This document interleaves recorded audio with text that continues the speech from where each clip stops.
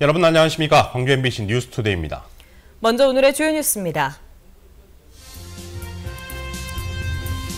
밤사이 낙뢰를 동반한 국지성 집중호우가 내리면서 도로가 물에 잠기는 등 곳곳에서 비 피해가 잇따랐습니다.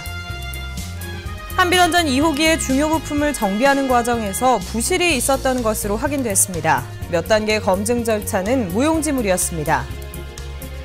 지방분권 국민운동이 광주에서 제2분권 운동 선언대회를 갖고 공식 출범했습니다. T-50 훈련기 추락을 계기로 주민 불안감이 높아지는 가운데 군 공항 이전에 대한 목소리도 높아지고 있습니다. 광주와 전남에 기습폭우가 쏟아지면서 밤사이 비 피해가 잇따랐습니다. 낙뢰에 신호등이 꺼지는가 하면 도로 곳곳이 물에 잠겼습니다. 김인정 기자입니다. 1시간에 최대 40mm가 넘는 기습폭우를 만난 광주는 비 피해가 잇따랐습니다. 주택가 인근 가게는 무릎 높이까지 물이 밀려들어와 잠겨버렸습니다. 이렇게 도로에서 갑자기 물이 빠지지 않는 현상이 나타나면서 이 일대 수십 가구가 침수 피해를 입었습니다. 물이 가게 안에 무릎까지 차니까 일단 전기를 합선될까 싶어서 내리고요. 그다음에 가게 바닥에 있는 물건들을 좀 높은 데로 2층으로 옮기고. 온통 노란색 전멸등으로 변해버린 거리의 신호등. 낙뢰 피해로 광주 일대 35곳에서 신호등이 꺼져버리자 경찰들이 긴급 출동하기도 했습니다. 신호등은 6시간 만에 전부 복구된 상태입니다. 낙뢰로 전기 계량기가 파손되는 사고도 3건 잇따랐습니다.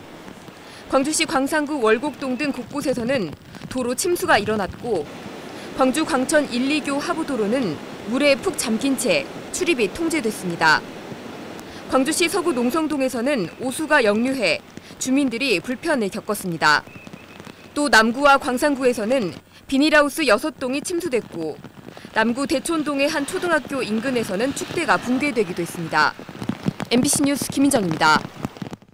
전국 시도지사 협의회는 시도지사의 취득세 인하 반대에도 불구하고 정부가 이를 강행한 것은 매우 유감스러운 일이라며 생색은 정부가 내고 재정 부담은 지방에 전가하는 무책임한 정책 결정이라고 비난했습니다.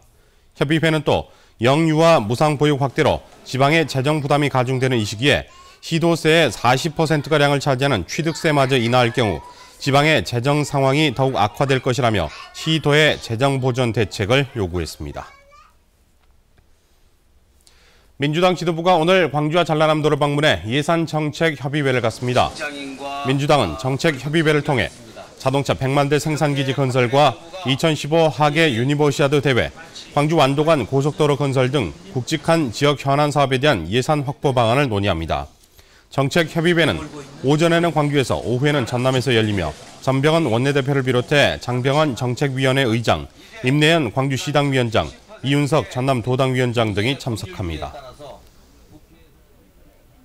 한비던전 2호기의 중요 부품을 정비하는 과정에서 부실이 있었던 것으로 확인됐습니다. 그런데 내부자의 제보가 있기 전까지 한수원이나 규제기관은 이 사실을 까맣게 모르고 있었습니다. 몇 단위의 검증 절차는 사실상 무용지물이었습니다. 윤근수 기자입니다. 한국수력원자력은 지난 2월 한비던전 2호기를 정비하면서 증기 발생기를 보수했습니다. 부식된 수실 하부를 특수 용접하는 공사로 두산중공업이 시공을 맡았습니다. 그런데 당초 설계와는 다른 재질로 용접한 사실이 드러났습니다. 정비 계획에는 스테인레스 스틸로 용접하기로 돼 있었지만 인코넬 600이라는 합금으로 용접했습니다. 거기서 계속 이제 용접이 잘 안 된 겁니다. 모든 용접은 다 기계로서 로봇이 하거든요. 그러니까 안 되니까 이게 자꾸 실패를 하니까. 방사능에 오염된 물이 지나다니는 증기 발생기는 안전과 직결되는 중요 부품이기 때문에 사전 승인 없이는 설계를 바꿀 수 없습니다. 하지만 시공사는 승인 없이 재질을 바꿨고 원전 측은 내부자의 제보가 있기 전까지 이 같은 사실을 전혀 몰랐습니다. 검사를 맡은 한국원자력안전기술원도 승인된 절차에 따라서 보수됐다고 보고했고 원자력안전위원회는 이를 토대로 재가동을 승인했습니다. 지난해 말 시험 성적수 위조 등으로 영광의 원전이 잇따라 가동을 중단하는 상황에서도 검증 시스템은 전혀 작동하지 않았던 겁니다. 부품 문제, 그다음 비리 문제 해가지고 그 떠들썩하는 와중에도 이렇게 해버렸다. 절차도 안 지키고. 그러면 그 와중에도 이 정도인데 그 전에 어떻게 했겠냐. 원안위가 뒤늦게 진상조사에 들어간 가운데 영광 주민들은 원안위를 항의 방문하고 진상이 밝혀질 때까지 가동을 중단하라고 촉구했습니다. MBC 뉴스 윤문수입니다. 2013 광주국제영화제가 어젯밤 개막식과 함께 닷새 동안의 일정에 들어갔습니다. 어제 개막식에서는 베트남의 당남민 감독이 김대중 노벨 평화영화상을 받았고 올해 신설된 드라마 어워즈에서는 배우 신현준 씨가 베스트 스타상을, 배우 이희진 씨와 최윤영 씨가 뉴스타상을 받았습니다. 또 신화하라 태추오 감독의 영화 스위트하트 초콜릿이 개막작으로 상영됐습니다. 다음 달 2일까지 열리는 올해 광주국제영화제에서는 26개 나라의 영화 96편이 상영됩니다. 2013 광주 디자인 비엔날레 시민 참여 프로그램인 나도 디자이너가 다음 달 2일 광주시 동명동에서 시작됩니다. 이번 시민 참여 프로그램은 도심의 빈집을 재생시킨 프로젝트로 연못 정원과 화장실 등을 갖춘 디자인 하우스를 시민들의 작업으로 진행했습니다. 올해 광주 디자인 비엔날레 본전시는 다음 달 6일부터 59일 동안 비엔날레 전시관과 의제미술관 등에서 열립니다. 지방분권 국민운동이 어제 광주에서 제2분권운동 선언대회를 갖고 공식 출범했습니다. 국민운동은 수도권 규제가 철폐되고 지방자치가 사라진 지금 소극적인 방식으로는 지역과 중앙의 차별적 모순 구조를 부술 수 없다며 제2기 출범 이유를 밝혔습니다. 제2지방분권운동은 중앙정부를 압박하는 데 그치지 않고 진정한 단계의 지방분권과 지방자치를 위해 헌법 개정도 추진할 계획입니다. 대통령 직속 지역발전위원회 이원정 위원장이 호남 등 낙후 지역을 중앙정부가 적극 고려할 것이라고 밝혔습니다. 또 박근혜 정부의 지역발전 정책의 핵심은 국민의 행복이라고 강조했습니다. 정영팔 기자가 이원정 지역발전위원장을 만나봤습니다. 안녕하십니까? 안녕하십니까? 박근혜 정부에서 지역과 지방이 실종됐다는 우려의 목소리가 높습니다. 실제 그렇습니까? 아마 그 지역을 사랑하는 입장에서 하신 말씀 같은데 절대 그럴 리 없죠. 국가는 지방을 위해서 존재하는 것이고 또 지역발전위원회는 지방의 발전을 위해서 있는 존재입니다. 그리고 저도 오늘 그걸 위해서는 이 자리에 와서 뵙게 됐습니다. 박근혜 정부의 지역발전위원회는 참여정부 때 지역균형발전위원회하고 같은 것이죠. 네. 예, 박근혜 정부의 지역발전 또 그 지역균형 정책의 핵심은 무엇입니까? 우선 박근혜 정부의 지역발전 정책의 키워드는 국민의 행복입니다. 어떻게 하면 이제는 국민을 행복하게 할 수 있을까? 여론조사를 해봐도요. 국민들이 원하는 것이 삶의 질의 향상입니다. 삶의 질 향상에 초점을 맞춰서 어떻게 하면 생활 환경을 편하게 해주고 또 좋은 서비스를 받으며 살 수 있게 하는가. 거기에 초점이 맞춰 있습니다. 특히 지역발전 모델로 지역 행복 생활권이라는 개념을 제시를 하셨지 않습니까? 네. 그 개념이 어떤 것입니까? 우리가 살다 보면 자기 지역만에서 모든 걸 해결할 수는 없죠. 그러니까 자기가 활동하는 생활권을 중심으로 해서 몇 개의 시군, 도시와 농촌이 서로 권역을 형성해서 협력해서 삶의 질을 높이자는 것이죠. 예를 들면 지방에서는, 농촌에서는 도시에 질 좋고 좋은 먹거리를 제공을 하고 도시에서는 농촌에 문화, 교육, 의료 이런 수준 높은 서비스를 제공하자는 간단히 말하면 그런 내용입니다. 그 광주 전남 지역은 낙후 지역이지 않습니까? 그래서 중앙정부의 정치적 또 정책적 배려를 요구하고 있고 또 바라고 있습니다. 그러한 그 요구나 바람이 가능할까요? 우리가 개발연대에 보면 강원, 충청, 호남권이 비교적 뒤처졌죠. 그래서 이번 정부에서는 전국 그 균형 발전을 위해서 아주 역점을 두고 정책을 세워나갑니다. 막 기대하셔도 좋을 것 같습니다. 네. 예, 오늘 말씀 감사합니다. 감사합니다. 네. 군 전투기 추락 사고는 안타까운 일이기도 하지만 일반 주민들에게는 불안한 일이기도 합니다. 이 같은 불안을 없애기 위해서 군 공항을 다른 곳으로 이전하면 되지만 현실은 그렇지가 못합니다. 정용욱 기자입니다. 2륙 8분 만에 추락한 T-50 전투기. 위성 사진으로 보면 추락 지점 반경 수 킬로미터 안에는 상무지구와 금호지구 등 인구 밀집 지역이 자리 잡고 있습니다. 전투기 추락 소식에 불안할 수밖에 없는 이유입니다. 어쨌든 위험은 있으니까 그 부분에 대해서는 여기 주변 사는 사람들은 불안해할 거라고 생각하고 저도 약간 그 부분에 대해서 불안하다고 생각합니다. 군 공항을 이전하면 되지만 쉽지가 않습니다. 국회를 통과한 군공항 이전 특별법이 오는 10월부터 시행돼 군 공항 이전을 위한 법적 토대는 마련됐습니다. 문제는 자치단체가 모든 이전 비용을 부담하도록 돼 있다는 겁니다. 광주 군 공항을 무항공항이나 대체부지로 옮길 때 들은 비용은 3조 원가량입니다. 소음이나 환경 피해 보상까지 더하면 이전 비용은 최대 5조 원까지 늘어날 걸로 추산됩니다. 하지만 광주 군 공항 부지를 팔아 벌 수 있는 돈은 불과 300억 원. 현실적으로 자치단체의 재원만으로 군 공항 이전은 어렵습니다. 국방을 책임지는 일이기 때문에 정부의 일입니다. 그래서 정부에서 좀 나서서 그 비용을 충당해줬으면 어쩔런지. 광주시는 매각하면 12조 원가량을 받을 수 있는 수원 군 공항을 팔아서 그 돈으로 광주와 수원, 대구의 군 공항 이전 문제를 일괄적으로 해결할 수 있도록 관련 법규를 개정해달라고 정부에 촉구하고 있습니다. MBC 뉴스 정용욱입니다.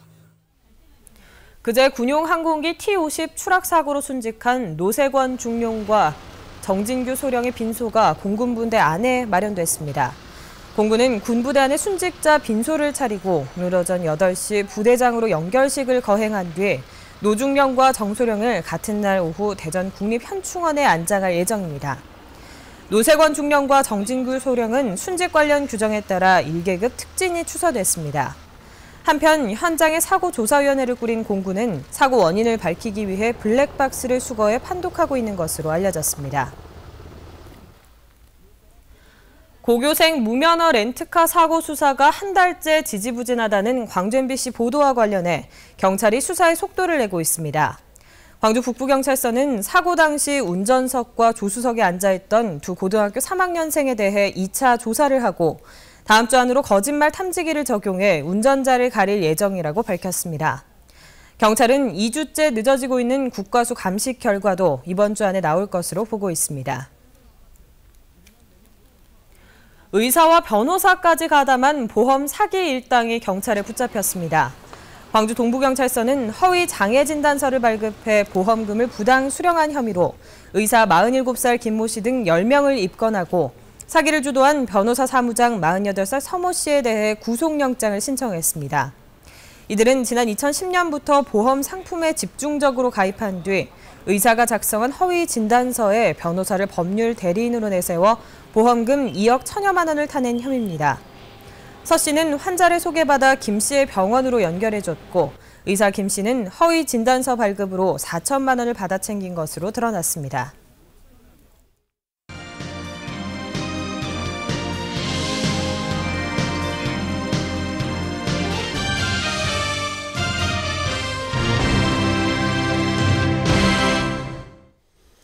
순천 신대지구 외국인 학교 설립이 2년째 표류하고 있습니다. 투자자 측이 착공 이전에 학교 부지의 소유권을 넘겨줄 것을 요구하며 공사를 하지 않고 있기 때문입니다. 전승우 기자입니다. 지난 2011년 11월 순천 신대지구 경제자유구역에 들어설 외국인 학교의 착공식이 화려하게 펼쳐집니다. 하지만 2년이 다 되도록 학교 부지는 빈 땅으로 남아 있습니다. 당초 지난해 8월 개교 예정이었지만 내년 4월로 개교일이 2차례나 연기됐습니다. 지난 1월에 건축허가와 함께 시공업체까지 선정해 착공계를 제출했으나 지금까지 공사를 하지 않고 있습니다. 문제는 학교 부지의 소유권 이전. 투자자인 메이플립 재단은 무상양야기로 한 학교 부지 9만 9천 제곱미터의 소유권 이전을 요구하고 있습니다. 건축 준공 승인 이후에 소유권을 넘기는 협약서를 무시하고 조성원가 510억 원의 학교 부지를 착공 이전에 먼저 소유권을 넘겨달라는 것입니다. 광양경제청은 이와 관련해 전남도 등 4개 협약 당사자와의 협의를 거쳐 현재 투자자와 이견을 좁히고 있다는 입장입니다. 메이플립 재단에서 요구한 사항에 대해서 관계기관과 면밀히 검토하여 조기에 학교가 개교할 수 있도록 협의 중에 있습니다. 문제는 소유권 문제가 해결돼도 중국 당국의 투자 승인 심의 등으로 당장 착공이 될지는 의문입니다.